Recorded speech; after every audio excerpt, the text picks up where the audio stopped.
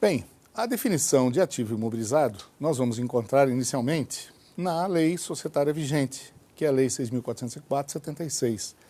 Seu artigo 179 tem a seguinte definição: os direitos que tenham por objeto bens corpóreos destinados à manutenção das atividades da companhia ou da empresa, ou exercidos com essa finalidade, inclusive decorrentes de operações que transfiram à companhia os benefícios, riscos e controles desses bens.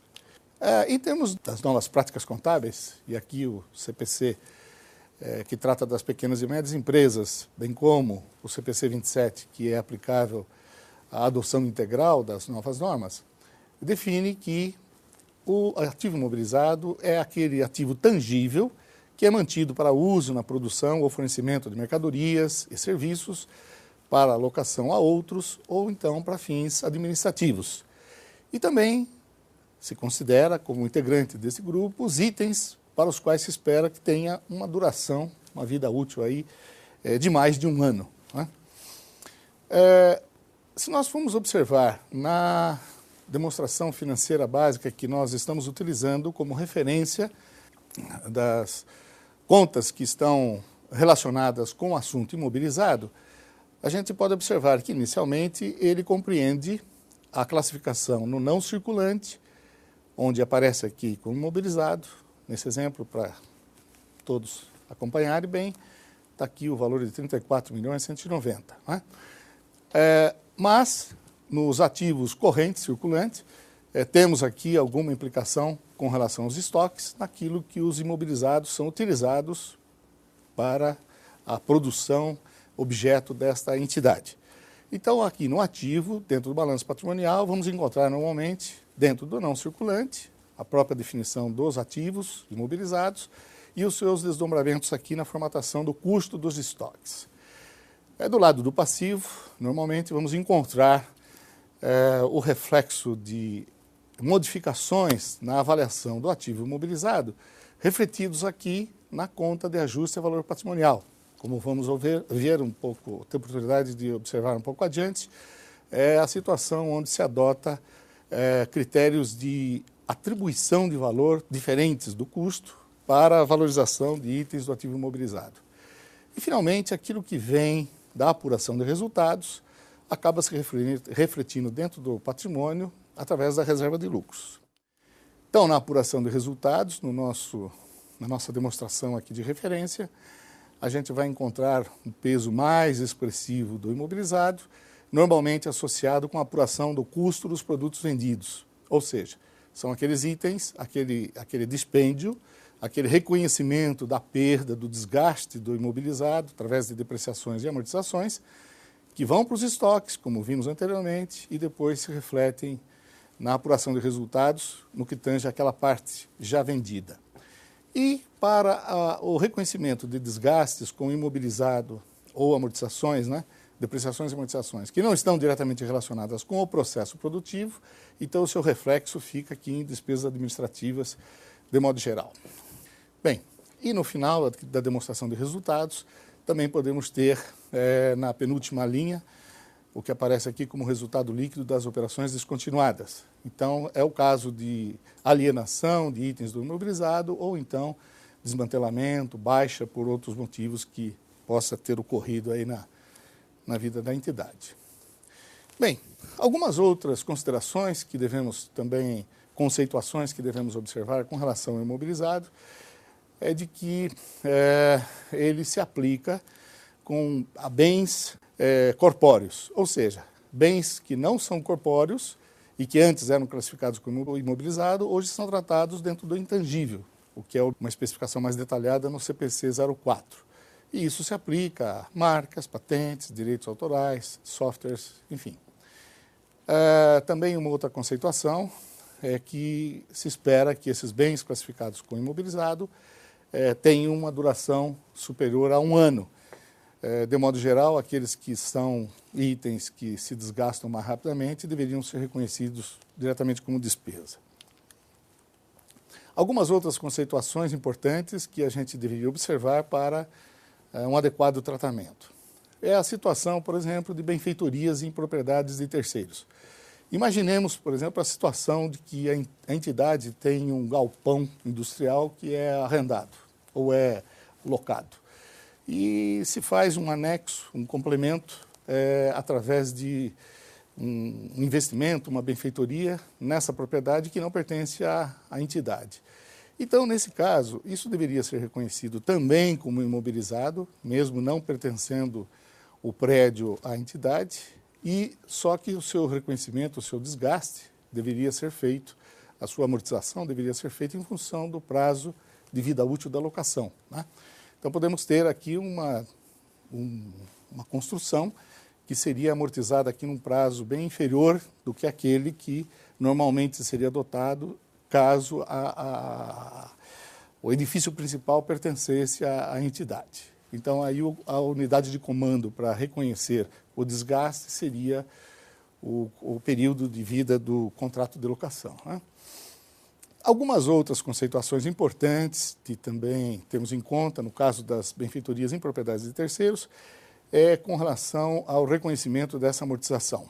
Ela, como já foi dito, tal qual a depreciação de um item normal que pertence à organização, ela deve ser feita diretamente em despesas ou então, se foi utilizada para compor o custo de outros ativos, como no caso dos estoques, então deveriam ser apropriados ao processo de produção e vai ter aquele circuito que nós já vimos. Transita pelos estoques e depois vira despesa quando ocorrer a venda através de custos das vendas, né? Bem, qual é a importância, o peso do imobilizado no negócio? Ele varia muito.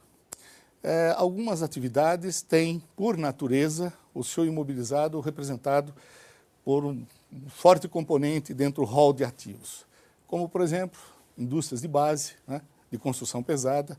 Via de regra, o imobilizado é representado por valores bastante expressivos. Ou então, atividade aí como agrobusiness, tomemos, por exemplo, uma fazenda aí voltada à criação de gado, é normal que você encontre dentro do imobilizado todo o valor investido nas terras, nas pastagens, nos galpões, no rebanho reprodutor, matrizes, enfim. Tudo isso faz parte do conceito de imobilizado aplicável numa atividade de agrobusiness, no nosso exemplo, uma atividade voltada à criação de gado, né? Então, via de regra, o peso do imobilizado, proporcionalmente, é bastante representativo numa atividade dessa natureza. E, de modo geral, a representatividade do item imobilizado dentro de uma atividade de prestadora de serviços ou de comércio em geral, via de regra, não é tão importante, tão pesado como a gente já mencionou no caso de indústrias de base ou de atividades de agrobusiness. Obviamente que se ele tem uma importância relativa mais acentuada, isso trará reflexos e considerações mais cuidadosas em termos de reconhecimento de resultados e outras implicações, né?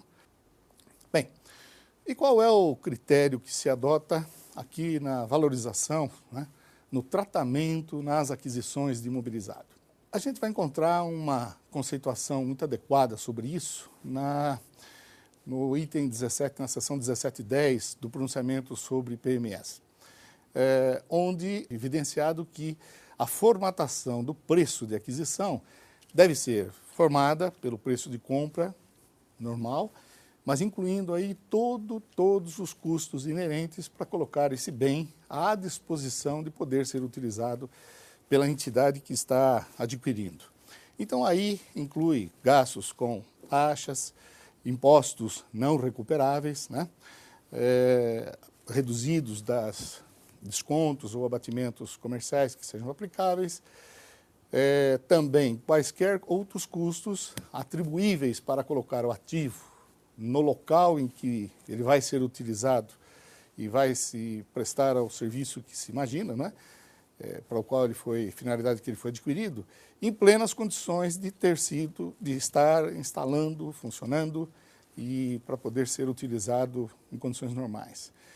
Isso pode incluir, dependendo das circunstâncias, alguns custos adicionais envolvendo, por exemplo, a desmontagem de equipamentos que já existiam ou até alguns reparos para poder fazer parte aí restauração de áreas ou do meio ambiente onde está sendo colocado o novo equipamento. Enfim, o conceito é de que todos os custos agregados ou aplicáveis devam ser tratados para refletir o custo efetivo do novo bem que está sendo adquirido, né? Então, e isto mensurado segundo o conceito de que sejam custos ou o valor de aquisição, pagamento à vista, né, ou de curto prazo. Se nós estivermos tratando de uma transação onde o pagamento é postergado para além dos termos normais de uma transação a prazo, esse custo deveria refletir o valor presente de todos esses pagamentos futuros e aí temos o valor correto aplicável, então, ao imobilizado. Há situações onde a aquisição se dá através de arrendamento mercantil. Arrendamento mercantil, aqui no caso, arrendamento financeiro, né? Então, o arrendamento mercantil, leasing financeiro, é equiparado para fins contábeis a uma compra a prazo. Portanto, deve ser classificado no imobilizado da arrendatária, que é a entidade que está adquirindo o bem sobre esta modalidade de financiamento.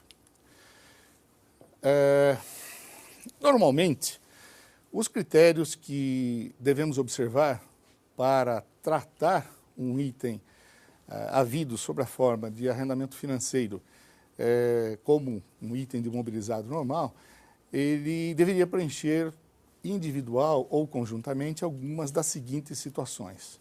Então, a primeira, de que o arrendamento, de fato, transfere a propriedade de um ativo para o arrendatário, normalmente ao final do período deste contrato de arrendamento.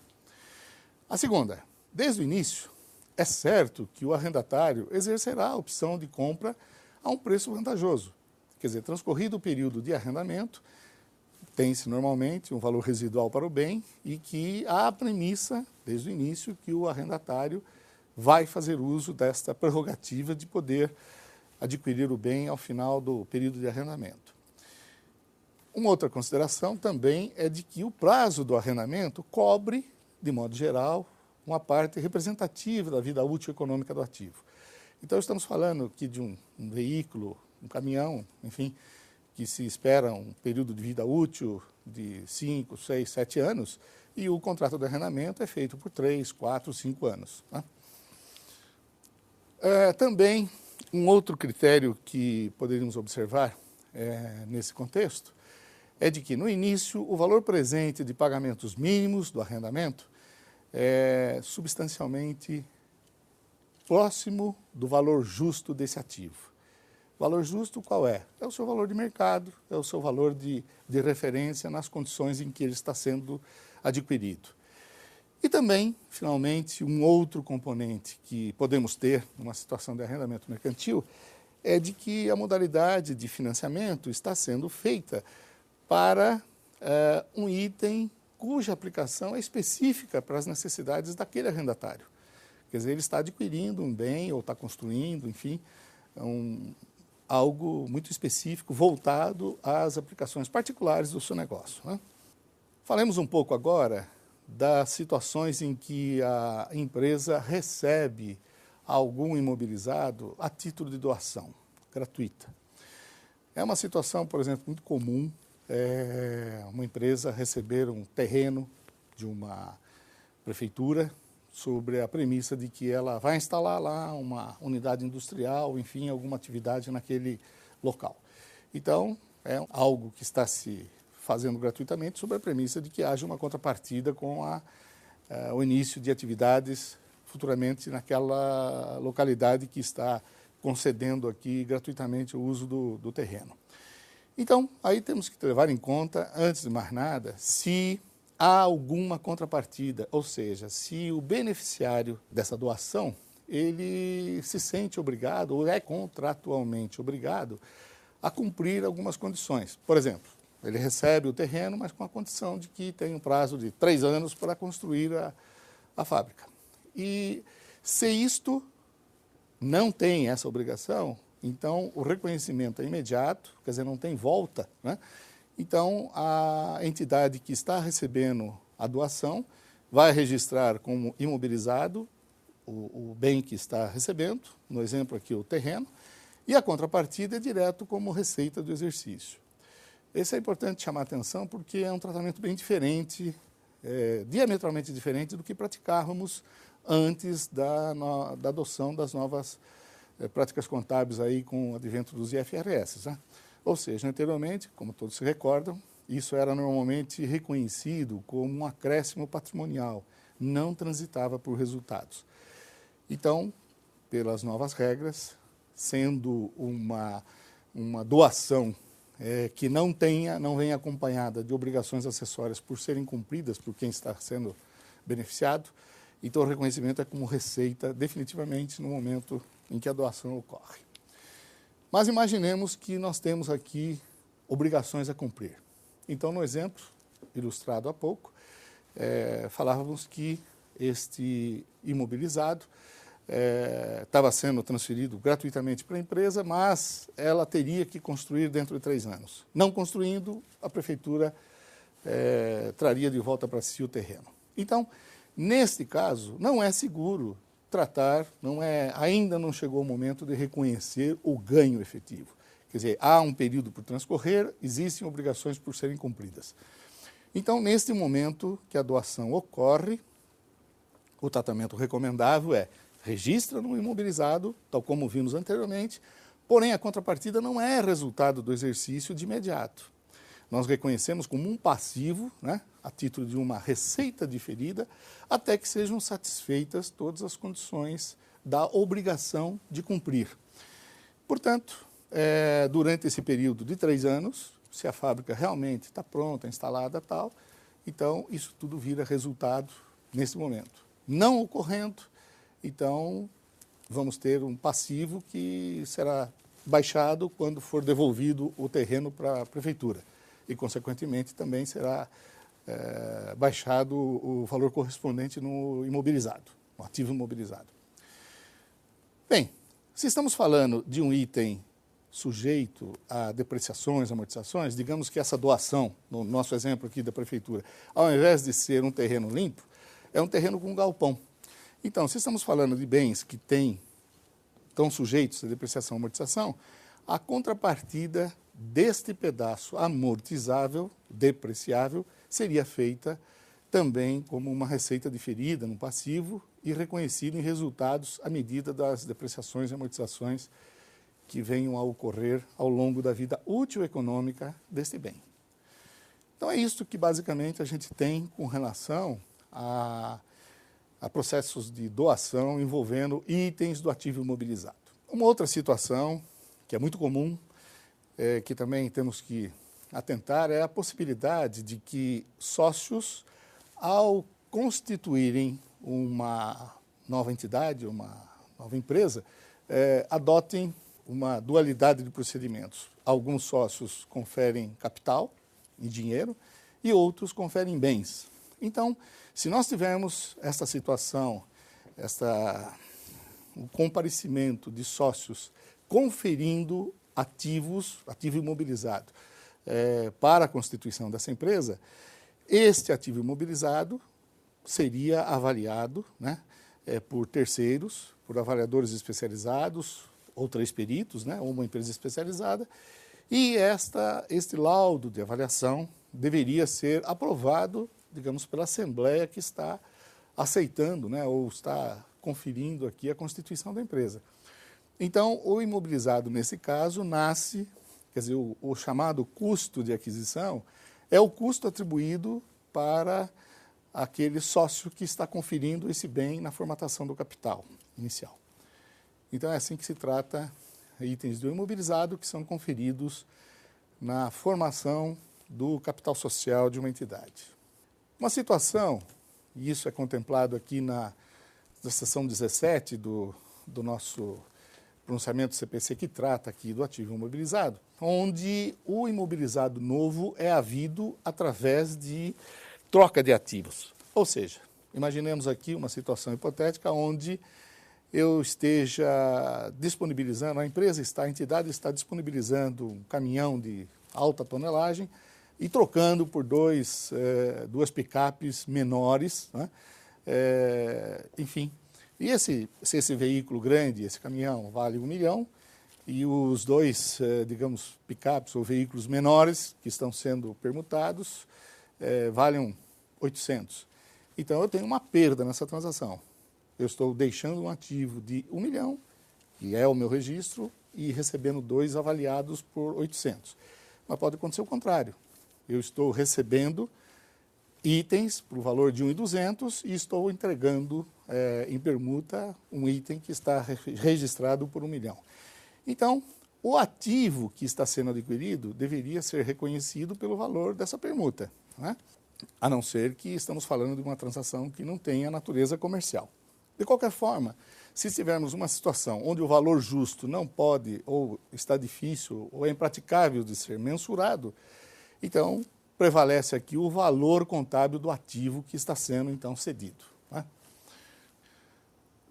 Definidas, então, as condições gerais de que devemos observar com relação à formatação do custo do imobilizado, vejamos um pouco aqui os conceitos principais com relação à depreciação e amortização. Quer dizer, o reconhecimento do desgaste, da perda de valor econômico destes itens que compõem o ativo imobilizado da organização. Como todos sabemos, com exceção de alguns itens, uma relação muito pequena, tipo terrenos, né, que não são passíveis normalmente de depreciações, mas, de modo geral, a maior parte dos itens envolve um processo de perda de vida útil econômico com o passar do tempo, ou por outras razões econômicas. Então, os conceitos que nós temos aqui de depreciação nos remetem ao seguinte: a depreciação é a alocação sistemática do valor depreciável de um ativo ao longo de sua vida útil. Bem, o que é o valor depreciável? É a diferença entre o custo de um ativo e outro valor que substitua o custo menos o seu valor residual.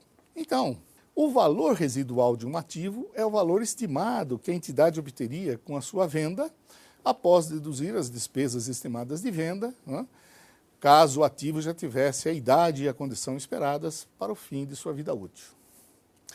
Completando esse rol de definições que nós temos aqui no CPC 27, vamos encontrar que a vida útil é o período de tempo durante o qual a entidade espera utilizar o ativo, ou o número de unidades de produção ou de unidades semelhantes que a entidade espera obter para a utilização do ativo.